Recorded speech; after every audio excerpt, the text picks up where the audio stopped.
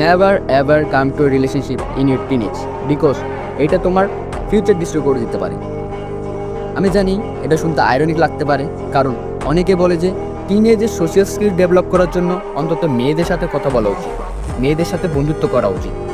কিন্তু প্রথম কথা হলো, টিনেজের রিলেশনশিপে জড়ানো আমার মতো একেবারে ভুল সিদ্ধান্ত।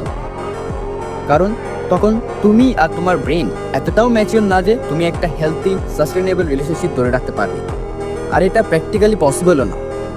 সমস্যা তো তখনই শুরু হয় যখন তুমি টিনেজে একটা ভালো রিলেশনশিপ ধরে রাখতে না পারো, তাহলে ভবিষ্যতে সে তোমাকে ছেড়ে চলে যেতে পারে। আর তার চলে যাওয়ার যে কষ্ট, যে হার্টব্রেক, সেটা তোমাকে স্ট্রেস, অ্যাংজাইটি, ডিপ্রেশনে ফেলে দিতে পারে। আর ওই জিনিস থেকে রিকভার করতে গিয়ে তোমার বছরের পর বছর নষ্ট হয়ে যাবে। তাই টিনেজ এজ খুব গুরুত্বপূর্ণ।